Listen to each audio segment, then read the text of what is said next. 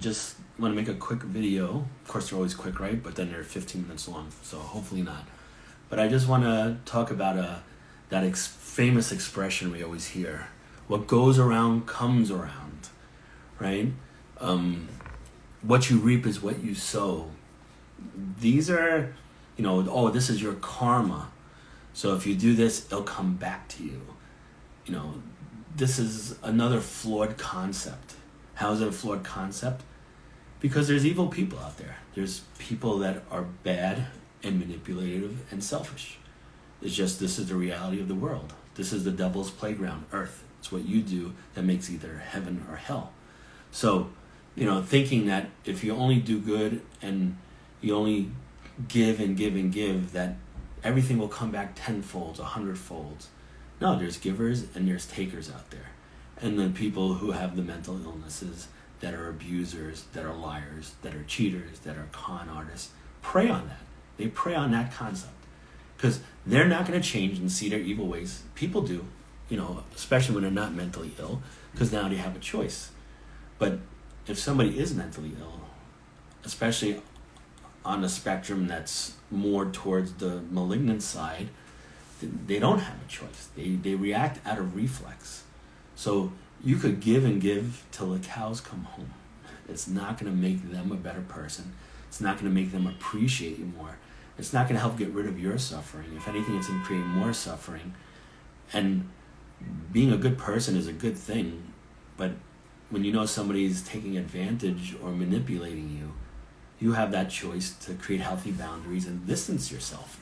Giving more is not going to change them. Doing more is not going to help them in any type, way, or shape, or form, because they'll just keep taking and taking and taking. So you have to create a relationship where it's a give and take relationship. And it's not financially or anything. It's like, you care about me, I care about you. I help you, you're there for me too. And this is not a selfish thing. This creates balance. Whenever it's a one-way relationship, somebody's going to suffer in the end, as somebody's being used. So when we think, I just got to keep giving and giving, you give to the people that deserve it. But most of the time, it's like doing charity work is a totally different thing. I do that. You give to the homeless, you help feed people. This has nothing to do with it. This is talking about relationship-wise. It's like you can't just give and give that person, because that person's going to take and there's no balance. And then eventually you're going to be drained, and then you're going to become resentful. And that could be passive-aggressive or whatever it may be. And then that other person that you're spoiling, that took advantage of you, will start to turn on you, because eventually you can only give for so long, without just needing some type of reciprocation, So some of these sayings are deeply flawed, because you can't trust everybody blindly. You can't just give and give and give. And the thing is, nobody's designed to be a punching bag. So if that person is abusive and they are manipulative and you know it, why do you continue to do this? Because in the end, it doesn't matter. You cannot prove your worthiness. You can't prove your goodness. You can't change their defective thinking patterns, their conditioned thinking patterns. And in the end, you're the one who's going to pay for it. So, when you think about anything, give it time. Let the person earn your trust.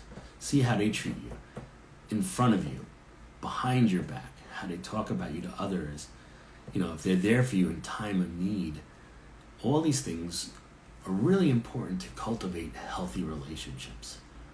So just doing and doing for others, and then you're not doing for yourself, will always leave you out there hanging high and dry. There's a beautiful saying from Ma Jaya, who passed away, I think 10 years ago now, from cancer. And she goes, "Drink as you pour and pour as you drink." So as you're giving to others, making sure you're fulfilled enough so you can keep going. But if somebody's a narcissist or borderline, they're more like vampires. They're going to suck the life out of you. And they'll keep sucking on your body until there's nothing left. And when there's nothing left, they get rid of you. So is that something that any of us deserve? Definitely not. self-love is not a narcissistic thing. You have to take care of yourself and protect yourself, because you came into this world by yourself and you're going to leave by yourself.